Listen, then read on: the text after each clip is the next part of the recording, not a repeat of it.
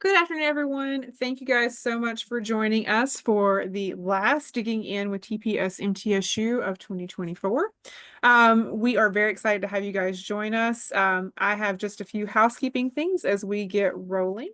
Of course, as always, we are recording these for folks to watch later on, so we do ask that you keep your mics muted unless you are responding to questions from one of our presenters. If you've joined us live, be sure that we're seeing your first and last name in the chat box so we know who we're talking with. And for those of you joining us live, feel free to open that chat box, use reactions. Again, we love to make these interactive for those who have taken the time to join us live. So we invite you to make use of those features. Also, of course, we have the Padlet that we've been doing for this series. Today's session newsletter has been added to that. If we have other resources that come up in our conversation today, we'll add that to the Padlet. And this is a fantastic resource to go back to be able to view materials for all of the sessions that we have done in this series. And I believe that today's session makes about 42 that we have done in this series. So again, there is a lot of great material, great recordings that you can go back and reference via that Padlet page. So without further ado, I'm going to turn things over to Stacy, who's going to introduce our topic for this month. Thanks, Kira.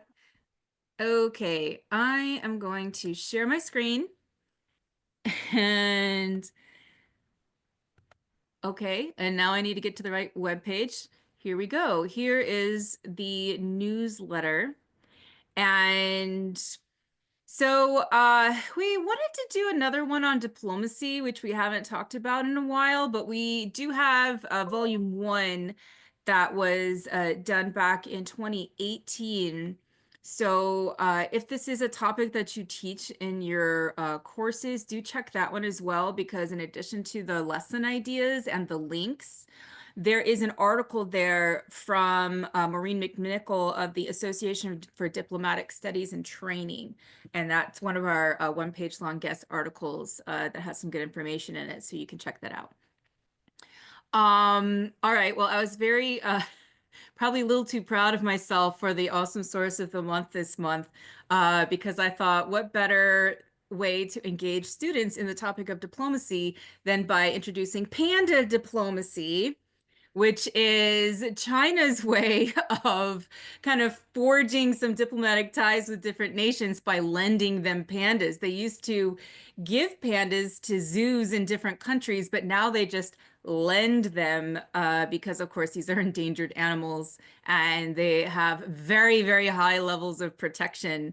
And of course, they're so universally beloved for what is functionally a useless animal, but extremely useful symbolically and diplomatically. And so there is a nice article about panda diplomacy that was written for one of the Library of Congress blogs that you can use for more information on that. And so we have, of course, links in the important links box. The lesson idea we're not going to be talking about today, but I want to bring to your attention is the Antarctic Treaty lesson idea, which is actually geared towards those younger grades. And this is a great way to get kids in second, third, fourth, fifth grades looking at maps and to introduce them to the actual, what is diplomacy? What are diplomatic relations among countries? And so that was done by Ryder. And so check that one out too, especially if you teach younger grades. And then, of course, we have additional sources on our final page on the same theme that we won't be talking more about today, because we're going to start off, we're going to go in chronological order. So we're going to be starting off with a lesson idea set in the late 19th, early 20th century that Ken is going to share with us. So without further ado, I'm going to mute myself and turn things over to Ken. All right, thank you very much. Let me get my screen shared here.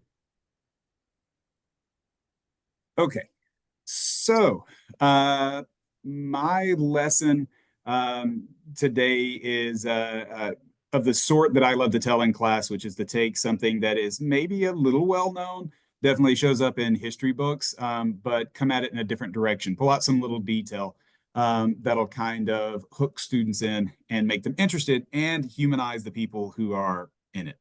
And so for me, this lesson idea is called The Diplomat, the General, and the Jelly, unlikely friendship that led to the Treaty of Guadalupe Hidalgo. So we will start with the war. So the Mexican-American War, of course, centers around the presidency of James K. Polk, the great promise keeper. He comes in saying, I'm going to accomplish 4 things in 4 years, and does all 4. And for this lesson, the important one is that he promises to acquire California during his one and only term. Now, for Polk, that's a problem because promising to take another country's territory is not all that diplomatic. And so he needs a workaround in order to fix that problem. And Texas ends up being the solution. Interesting here that Texas plays into the birth of California, given their general relationship in modern times. But the Texas issue comes down to borders. John Tyler had already annexed Texas right before Polk comes into office so that we could remember something other than having 14 children. But in annexing Texas, we inherited a border issue where Texas thought it was much bigger than it actually is. Imagine that. And the issue came down to the difference between 2 rivers, the Rio Grande and the Nueces. Polk, of course, supports Texas's claim that it is bigger and extends farther south than what Mexico still insists that it should. And so in January 1846, Polk takes the opportunity to send General Zachary Taylor and 4,000 U.S. troops on a friendly visit to totally U.S. territory south of the Nueces River. No particular reason, just want to hang out and enjoy the good weather and stick a big red, white, and blue finger in Mexico's face until, like any side-by-side siblings, Mexico gets tired of it and decides to smack it away. Which they do in April. Mexican troops attack some of the American troops, killing 16, and Polk immediately jumps at the opportunity, asking Congress to declare war because we had been attacked unfairly. Now, there was one goofy-looking, gangly representative that stands up and says, what? That's not exactly our territory. It's in dispute. You can't say that.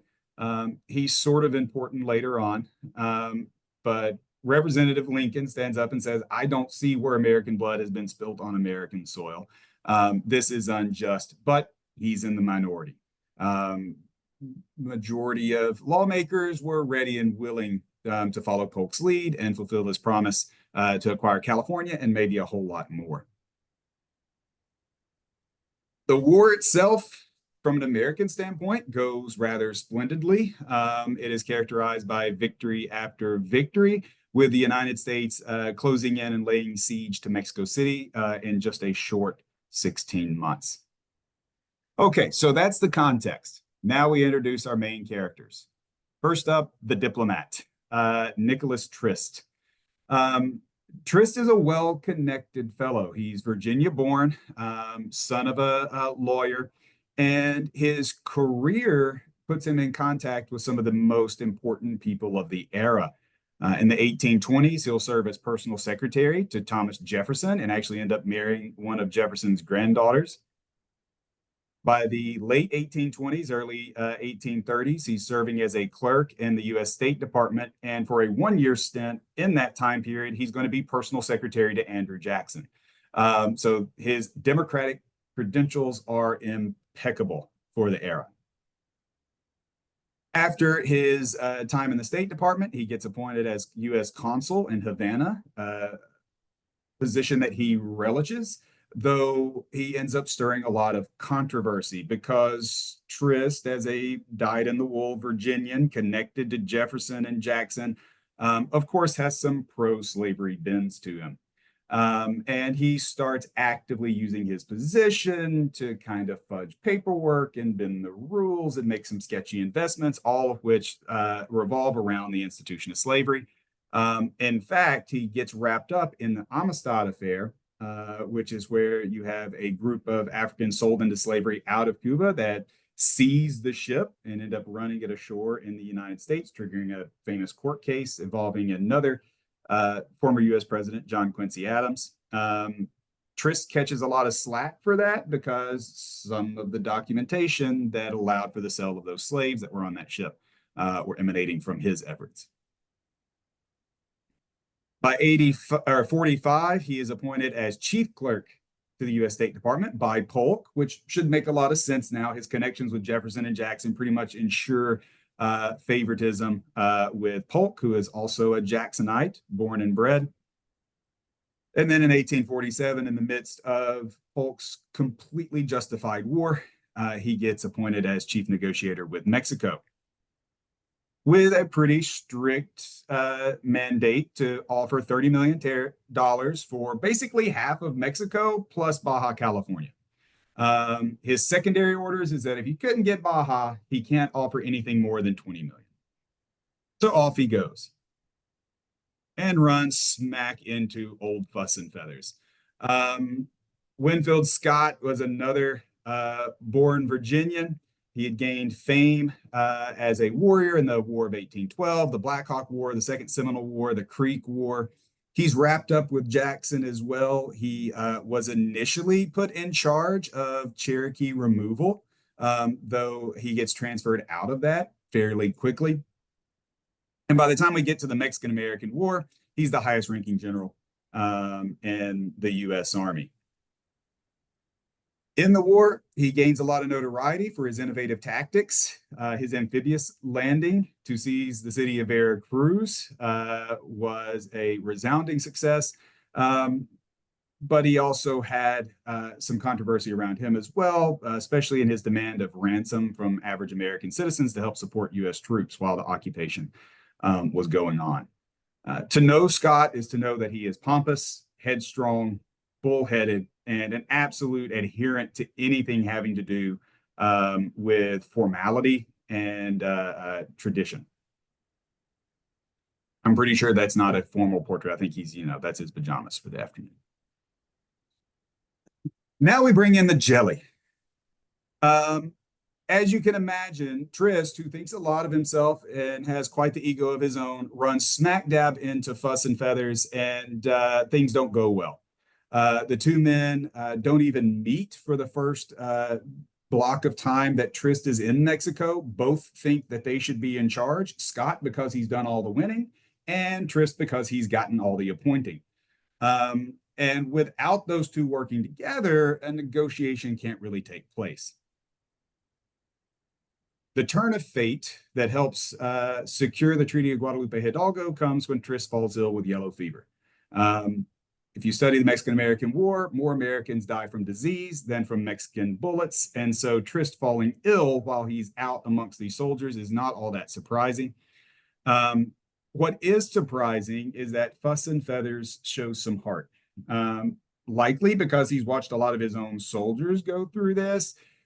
He sends a bit of a peace/sympathy offering to Trist. He sends him a jar of guava jelly. I can't imagine that Scott has any idea that what he's just done is pulled on Trist's heartstrings. Trist looks back fondly on his time in Havana, and guava jelly is his fave. And he takes this gift as something more than it probably actually was. These two guys start up a little bit of a bromance and become the odd couple of the siege of Mexico City. As one Polk biographer calls them, they are friends of mutual admiration, constantly patting each other on the back and congratulating each other on their brilliance and their former works. Together, they decide, let's end this war. Let's offer President Santa Anna a $1 million bribe to kind of bring these conflicts to a close, which Santa Anna, of course, accepts and then buys more guns and keeps fighting. So not a great start, but they keep going. Trist steps into the fray, starts negotiating with Mexican authorities, despite the ill-begotten fate of the bribe.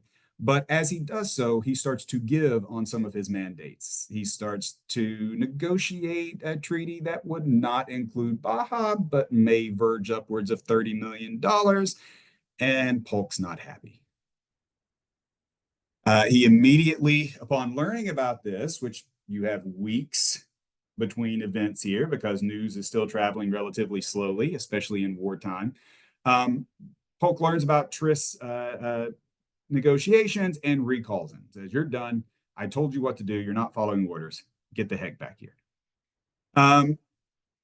More weeks pass as news of this spreads back to the outskirts of Mexico City. When Trist receives it, he's downtrodden. He actually intends fully to leave, at which point his BFF, Scott, steps in and says, "Oh, no, you're not. I'm going to pat your back one more time and tell you how great you are. And you're going to stay and you're going to finish this treaty and you're going to defy your president." I get the feeling Trist was waiting for that to some degree, somewhere in his heart, because nothing else than a predisposition to thinking about your own greatness and really wanting to stay would trigger a 65-page rebuttal of your own president, which he cranks out in just a couple days' time and sends off to Polk. Furiously starts renegotiating because you just sent your president a 65-page get out of here letter. So he really has to make this happen now because he knows how Polk will react. Thanks to a change in Mexican leadership right around this time, Trist is able to re-engage and over the next 2 months crank out what we know as the Treaty of Guadalupe Hidalgo, where Mexico cedes half its country to us, and we agree to pay a paltry $18.25 million for it. That's far below what we had originally thought about offering, and it's even below the $20 million that Polk ordered Trist to offer without Baja, which the deal, in fact, in the end, did not include Baja. Polk receives the treaty right around the time he is fuming in his own diary about Trist's insubordination, and looks at it and goes, "Well, shoot, I can't really turn this down. This achieves my primary goal of getting California, so might as well send it to the Senate for approval," which the Senate then, unsurprisingly, says absolutely. Trist now gets to return to the U.S., a resounding hero, and immediately receive his pink slip from Polk for being insubordinate, plus a bill for all of his travel expenses from the date that Polk sent his order to return. Trist falls from favor after this. He first goes to Pennsylvania and serves as a railroad clerk. He later returns to Virginia and serves as postmaster. But no more high-ranking jobs in the federal government. That 65-page letter ends up really sealing his fate. If there's one happy ending to this, it is that Trist does finally recoup his travel expenses in 1871, 3 years before his death. But hey, he got some guava jelly, and he made a new BFF. And the United States grew by a third as a result. Sometimes diplomacy turns on the smallest of things. And that's my telling of the Treaty of Guadalupe Hidalgo. I love that story. And I love that it is a great story to tell students, to kind of get them engaged. I know if you were with us a couple months ago, you may have heard Ken talk about storytelling in history teaching, and kind of how you can do that and why that's important. And so if you haven't, you can catch that on our TPS YouTube channel under our playlist for the Digging In webinars. So I'm going to now talk about something quite different. Okay, October, a few months ago. And it's probably not going to be in a story form, but in fact, it's probably going to be I'm probably gonna be a little all over the place because I'm really excited about this person that I'm gonna tell you about. And when I get excited, I tend to kind of bounce around a little bit. But we're gonna start with a little bit of a personal anecdote. And that is that I went to UCLA for graduate school. And so I was in the history department. And the history department is housed in a building called Bunche Hall. And so I am going to come back to that point in just a minute because, like I said, I'm kind of bouncing around.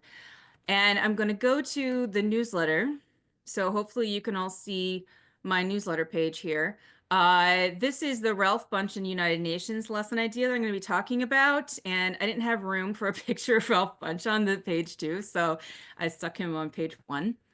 But as you can see, I have a lot of embedded links in this. And so I'm going to tell you about Ralph Bunche, and I'm also going to show you some of these links there because they're from a lot of different kinds of websites and institutions, and they're all great resources. And I've found that Ralph Bunche is one of America's greatest diplomats. And I would say one of America's greatest statesmen. And he definitely does not get enough name recognition for his importance to 20th century American history. And I found a lot of great information on different, websites. So I wanted to connect you to as many of those resources as possible, which is why I'm just kind of dropping links all over the place. So I'm going to go through a few of these, but I'm going to start off showing you the one from UCLA because, okay, Ralph Bunche went to UCLA. So that's one thing I have in common with him. Okay, I only have 2 things in common with, well, 3 things. I'm an American, I went to UCLA, and I was born in Detroit, and so was he. So I'm very, anyway, after that, I don't think I can say much of anything else. But so the UCLA site, if you scroll down to the very bottom of it, it has this picture. So in Bunche Hall, this is on the ground floor. So I passed this about 3 or 4 times a week for like 5 years. So they just say Ralph Bunche. They have the dates that he lived. It says graduate of UCLA, Nobel Peace Laureate, Under Secretary General of the United States, and then they have this bust made of metal. And I'm sorry, but I did not know anything about Ralph Bunche because I went to UCLA to study medieval European history. So I was not well versed in 20th century American history at that time. So not only did I not know about Ralph Bunche, I was not interested in what I thought was another white man politician in American history. Because I assumed, sorry, this sounds terrible. I assumed he was a white man because I can't tell from this bust. And and so I do think it's nice that they have those designations under his name. But I feel like if I had known that he was the first African American and the first person of color to win a Nobel Peace Prize, I would have remembered him better and looked him up sooner. Of course, I went to grad school before Google was a thing, so it was a little bit, it would have been a little bit more time consuming to look him up. So yeah, I knew that he was a Nobel Peace Laureate, and I knew that he was involved with the United Nations, but I didn't know anything else about him for years. And then I was learning more about him at one point, just through various things. And then, of course, I saw this picture of this chipper, young, sincere-looking PhD student with the dimples and the gap in his teeth. And I was like, who wouldn't say no to a face like that? And so I started a long process of kind of learning more about him. And this picture is actually cut out and pasted on my desk. And I'm very proud that I spent so much time in Bunche Hall at UCLA named after this person. All right, enough of my personal story. So, who was Ralph Bunche? Well, the first link is to a today in history. So, he was he was born in Detroit. His parents died when he was young. He ended up moving to New Mexico or Arizona and then to California and being raised by his grandmother, who they did not have a lot of money, but she made sure that he got a good education and that he was very studious and that he was proud of who he was and his hard work. And he excelled at school. He ended up going to UCLA before it was called UCLA, and he was valedictorian of his class, or at least he would have been if they had not, or in high school he would have been if they had not discriminated against him. So he really grew up experiencing a lot of Jim Crow oppression and the effects of, living close to poverty, but managing to also excel just through his own, the values instilled in him by his grandmother and just his own hard work and intelligence and talent. And so he has got a really good story in that regard. And he plays basketball at UCLA. And after that, he ends up teaching at Howard University, of course, a very famous HBCU. And while he's teaching at Howard and while he's founding the political science department at Howard, he's also pursuing a PhD at Harvard, the other H college. And so he gets his PhD from Harvard and he writes a dissertation about the colonies, the colonies in Africa that were at that time still controlled by European powers and what it would take for them to have a successful transition to independence, which will come in very handy in his future career. So he started working with the Office of Secret Services, which, okay, I'm sorry. So the first link is to that Today in History page, which is a nice, very short article that you can have students read. Like that's about all there is to it. And then there's a lot of that same information, but with a little bit more detail about his Nobel Peace Prize in this blog. That's the second link. And then the third link to the UCLA page has a lot of quotes from various things in his life with a video of people, different faculty members of the Ralph Bunche Center for African American Studies reading his words from different primary sources. And then there's a link to a video, which I didn't select for this lesson idea, which I thought was still very good. It's 7 minutes long and it's from Black Excellence. And so the only thing that I didn't like about this video was I think they have background music and I don't like it when videos have background music. But other than that, it's very well done. And then there's a link from Harvard to a page within Harvard's website that's a very kind of a longer article, a more dense article talking about his role in the anti-colonialism movements in Africa. And then there's a link to a page about him at Howard University. And so the Office of Secret Services was the predecessor for the CIA. And those files, so his file from that was declassified in like the early aughts, and it's at the National Archives, and you can look it up. So I looked it up and I read through the whole thing. And, it's basically just applications to do things. But I did want to show you this one part of his application here, just to give you an idea of, his talent, where it says he's a specialist of the highest skill.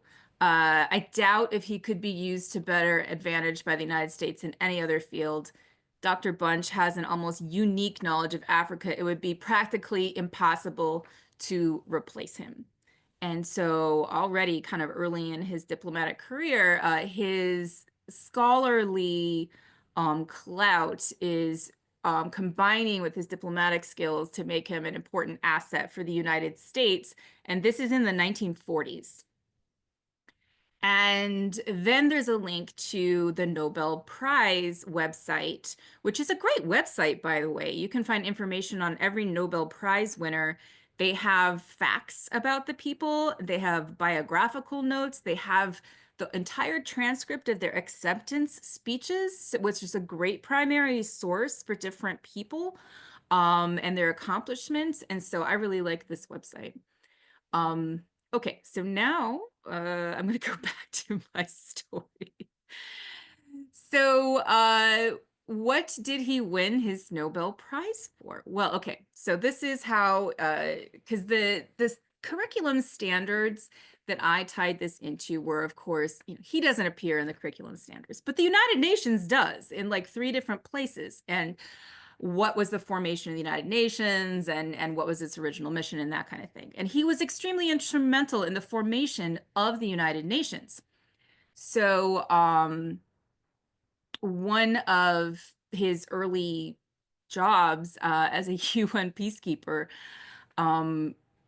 he got sent along with a Swedish nobleman diplomat to solve a problem because in 1948 you have the formation of the state of Israel, but there's like 5 different Arab neighboring states that were not happy with that, and they had not hammered out an agreement. And things were so tense there that the Swiss diplomat in charge of this mission actually was assassinated. And Ralph Bunche had to step in as the head peacekeeper negotiator and bring these 2 sides who Egypt was the main Arab state that he was dealing with, but there were others. So between Egypt and Israel. Now, there's a lot of conflicts between Egypt and Israel, which will come up later, which Kira will mention at the end in the 1970s. But so Ralph Bunche actually manages to hammer out a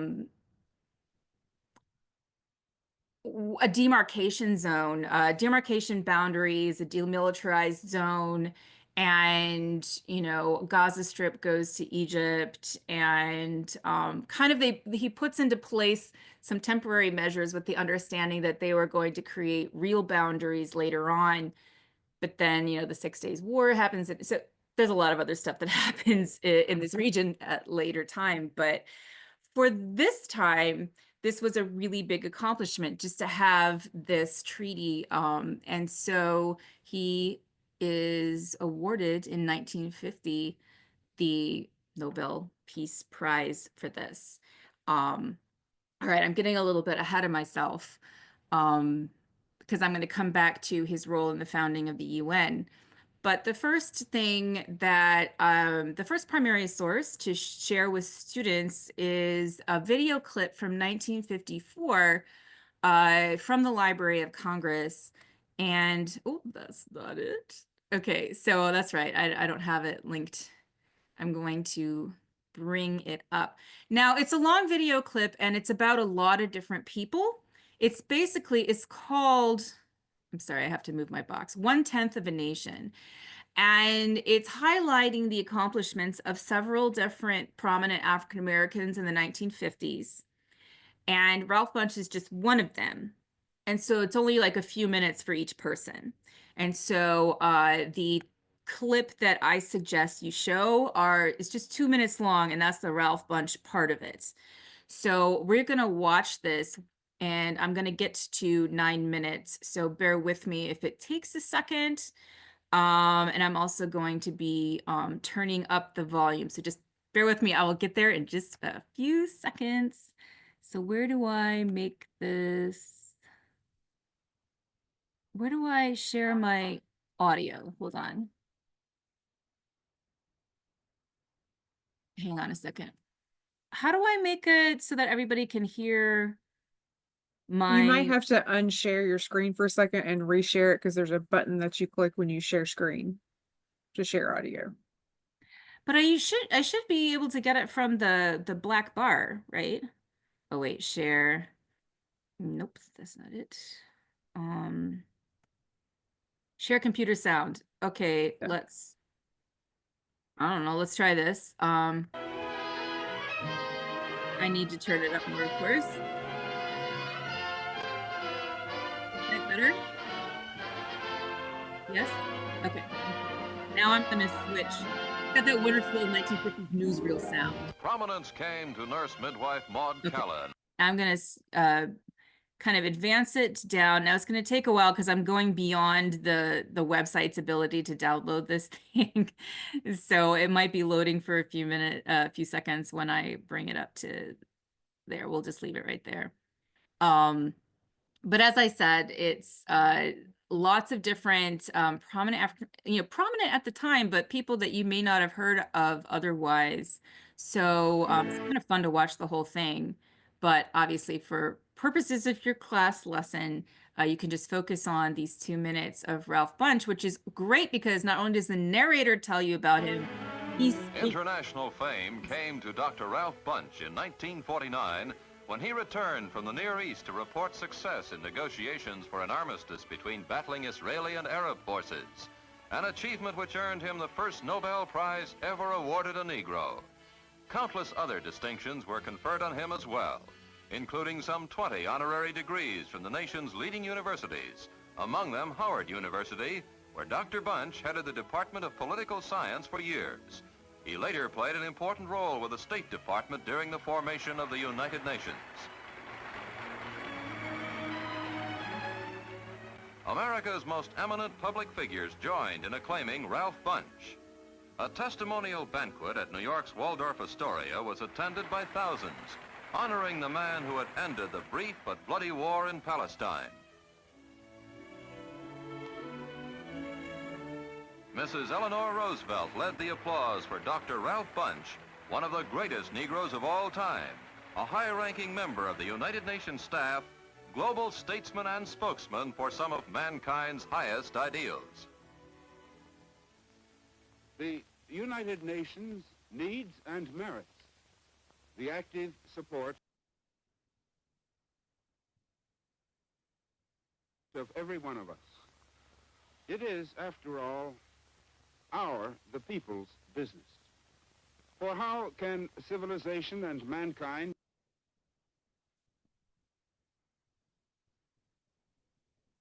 Sorry.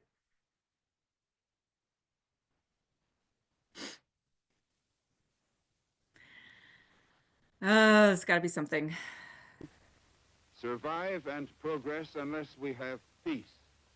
Unless people, all people, are free? Unless there is hope for progressively improving living standards for all people? Unless there is morality and justice, international as well as national? Unless racial and religious bigotries are completely eliminated and we can cultivate a true spirit of brotherhood among all men. A young man in the news is Clifford Alexander. Okay. So that was the quote that I really wanted everyone to hear, where he's talking about the United Nations and kind of the connection between peace and democracy. And so that's something that you can ask your students questions about either before for them to listen for or afterwards for comprehension. And then I linked to another video, which is from the United Nations website, which talks a bit more about his role for the Peace Prize. And then of course there's an article here which gives even more information about his role in the negotiations between Egypt and Israel. And they've got kind of a funny story, one that's repeated in the Library of Congress blog that I showed you earlier, where he has to use the full force of his personality and his knowledge of human psychology, as well as like an infinite amount of patience. And I think Eleanor Roosevelt called him like unfluttered. He doesn't unruffled. He never gets ruffled. So like all those kinds of skills that a diplomat needs, besides just kind of knowledge and, intelligence, he needs to have a lot of people skills. So apparently, in anticipation of a successful agreement, he commissioned these ceramic plates to be made to commemorate it. And then of course it was successful. And then like the Israeli diplomat was like, what were you going to do with these if we didn't reach a consensus? And he said, well, I was going to smash them over your heads. So I thought that was a really great quote. And you can read that in the Library of Congress blog entry that's linked to it. And on the more details here link. And so then you can also talk about his role in the United Nations. And then, like I said, there were just so many great articles I couldn't select. So that's why there's 3 additional links there for those of you who want to go the extra mile or give your students extra resources if they're doing some research. But the United Nations page, I do want to show you. It's really cool. They have a, okay, oh, here's the article about where he wins. Oh, there's the video. Okay, but where's the... Ah, yes. Okay. The formation of the UN. This is a really great timeline that talks about the formation of the United Nations. And so it actually came about, there was like a whole series of meetings before they actually formulated the founding chartering documents of it. So that starts like, early on in the war. And so you have all these other kind of precedents. And so when you get to is the Dumbarton Oaks Conference, which takes place in Washington, D.C., Ralph Bunche was present here. He was one of the U.S. delegates to this meeting. And he was one of the U.S. delegates chosen to go to the San Francisco conference. And this is where a lot of those founding charters were written and hammered out.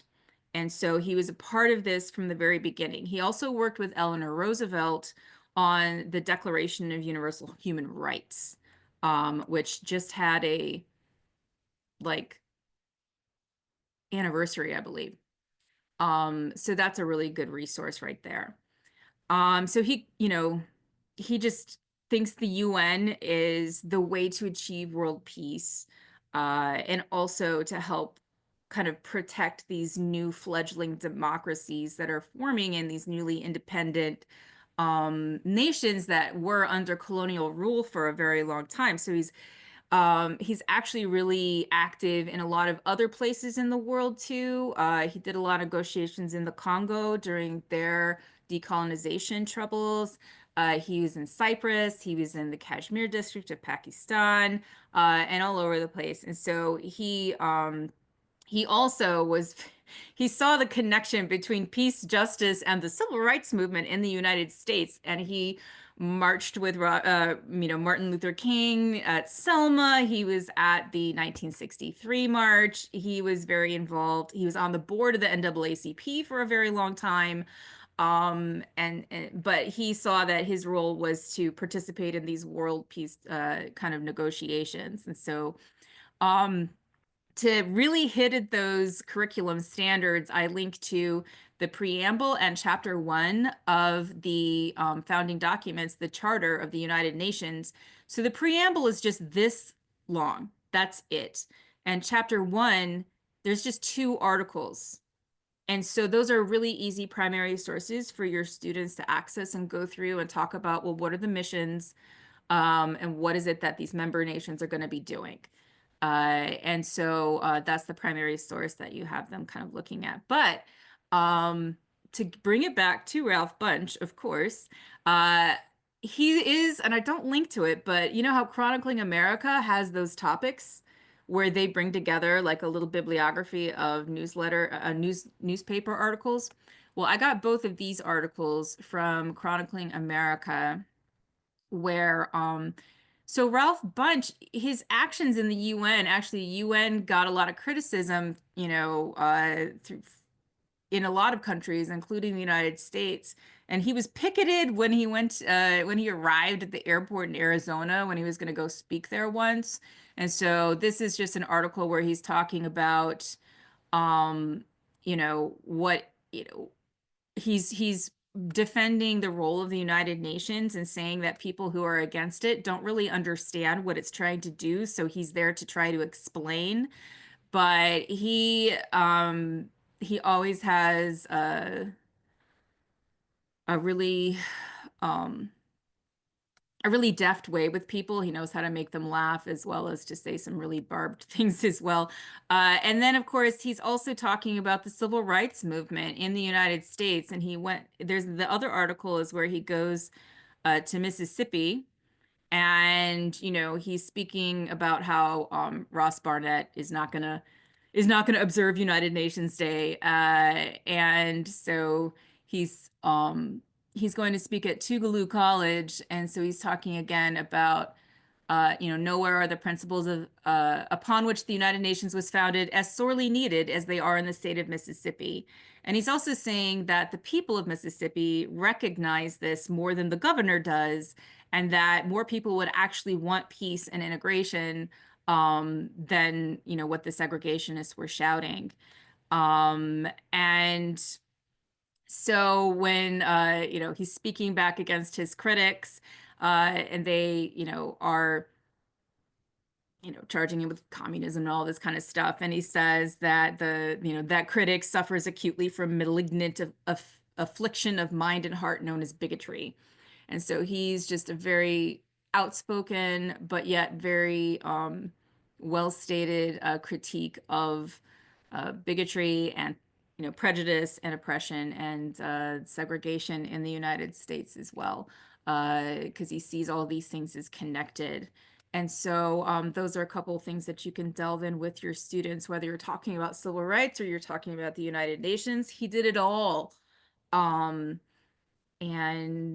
he passed away in the 1970s because he was a chain smoker. But I'm like, that's how he probably kept his cool, right? Through all of the stress that he no doubt was under. But anyway, I am going to turn it over to Kira, but I hope that you take the time to learn more about this extremely important American who deserves more knowledge. Well, and I was also thinking, if you're interested in reading more about the kind of the formation of the UN and that connection to the civil rights movement, one of my favorite all-time history books, Carol Anderson's Eyes Off the Prize, gets into the story of the writing of the Declaration of Human Rights in the UN Charter, and how the NAACP and other organizations were pushing Eleanor Roosevelt and Ralph Bunche and all of them, to draw those connections between what was happening in the U.S. and to the broader struggle for rights around the globe. So it's, again, an excellent book to draws in all of these connections and backstory. So highly recommend it. So in our final minutes here, I want to just share with you a few other things that are in the newsletter. So as Stacy mentioned, I did my lesson idea on the Camp David Accords, and we did a lesson idea that Stacy did on this back in 2023. So we've got that linked in here and you can read this. But when we were thinking about diplomacy, this is one that always just jumps out at me. And I think, again, partially because it has so many connections to, to current conflicts and current things that are going on in our world. So it's so important for students to kind of, again, understand the more recent kind of modern history of some of these things. So there were several great resources that I found that are additional to the ones that were used in that 2023 lesson idea. And one of them that is not from the Library of Congress, but is fantastic, I found on YouTube, is the Carter Presidential Library posted this.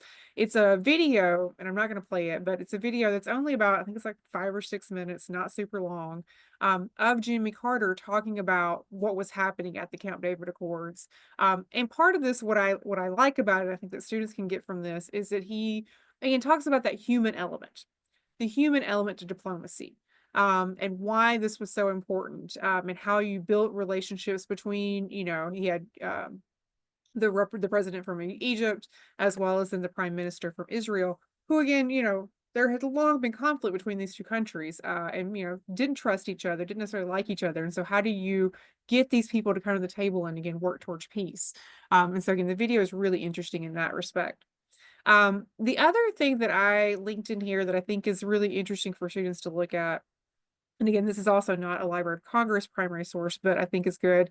The actual Camp David Accords you can find online. And so the preamble to it, actually the whole thing is fairly short, which I found a little surprising. But the preamble has a section in it where they talk about basically underlining what is required for both sides to achieve peace and security. And so understanding from the beginning, like again, what they mean when they say peace and security, what is necessary for that to happen from both sides. And so having students look at that and understand, again, how do you begin to build this underpinning to have a diplomatic agreement like this when you've had conflict like what had been going on between Egypt and Israel at the time. And then, there's some great political cartoons that I linked to. There's this one that is pre-Camp David Accords, which is again talking about, are they going to come to the table? And the Israeli representative here is actually the previous prime minister, not the one who was actually involved in the negotiations for the Camp David Accords. But again, this whole war of nerves versus negotiation. And so that is a really good one to look at. And then one that is post Camp David Accords is this one. And this is, I think, the other interesting thing about diplomacy and getting into it is that what are the costs for coming to an agreement? The Egyptian president suffered enormous cost, both internally within Egypt as well as within the relationship to other Arab countries who did not agree with what he was doing and what he agreed to in the Camp David Accords and then the subsequent treaty that happened. And so, looking at this and having that discussion, like what does it mean? What are the benefits, but then also what are the consequences? And so this blue cartoon can help you kind of get into some of that discussion as well.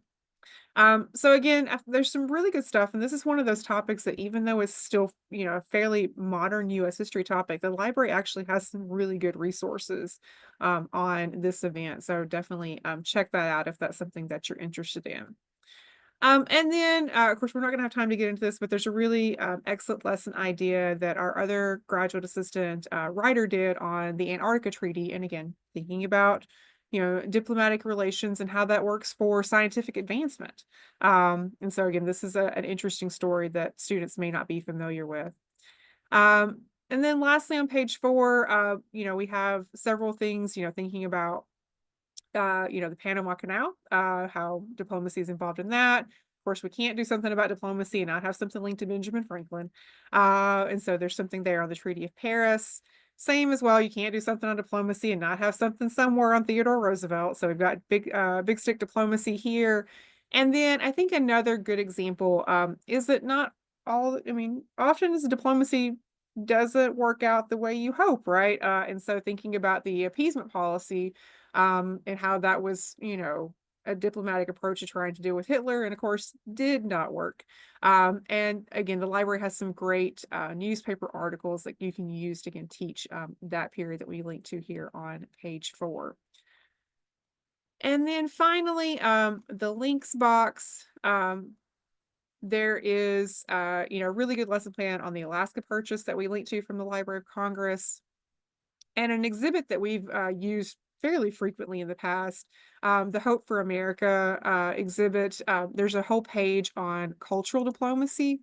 And so again, thinking about that, and cultural diplomacy is huge during the Cold War. And so thinking about how you can bring in that piece as well, I think is another interesting way to, again, weave in a little bit of diplomatic history into what you're doing in your classroom. Then we link to some things that are outside the Library of Congress. There is a National Museum of American Diplomacy. Who knew, right? But they have some great teaching resources that we have linked to. iCivics has a lesson plan on diplomacy that gives it kind of just like basic defining of what is diplomacy. And then there is, and I'm not going to remember the name of the organization right off, but this is a blog article about a collection of oral histories that are available that you can kind of get into the overall history of people who have been involved in diplomacy in U.S. history. So again, a lot of great resources. And so I think this is a topic that, can be really interesting for students. And it's a great way to bridge things that are happening in US history with things that students are going to learn in world history, and seeing how all of these things relate to each other.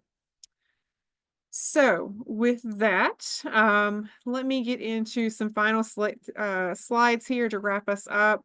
Again, we do have the Padlet, and since we have started, I have added Ken's PowerPoint, and then the page that Stacy mentioned that Chronicle America has, the topics where you can find all of those great articles about Ralph Bunche that you can find in Chronicle America. Both of those have been added. And as always, if you're interested in receiving PD credit for your participation today, do take a moment to fill out this form. Stacy's going to drop that link in the chat box for those of you who are joining us live. For those of you who are watching the recording, you can use the QR code. We do generate these about weekly, and so once you filled it out, give me about a week, and if you've not received it by then, your certificate via email, just drop me an email, make sure that I haven't missed it or something wasn't wrong with the form. And you can, of course, always go back and watch any of our sessions that you have missed in the past to receive PD credit. So this is a great way to, again, catch up on some PD hours. Finally, we anticipate this being the last of our Digging In webinars for this school year. We will be making evolving our program going into 2025, and we'll be having some announcements about that in our next newsletter, but we will not be doing new Digging In webinars during the spring semester. So with that, we hope that you guys have enjoyed these. And again, please go back and catch the episodes you may have missed, because again, a lot of great information and content that you can pull and use with your students. Thank you so much for taking the time to join us today. And we will stick around for those of you who are live if you have any questions. Otherwise, have a great day.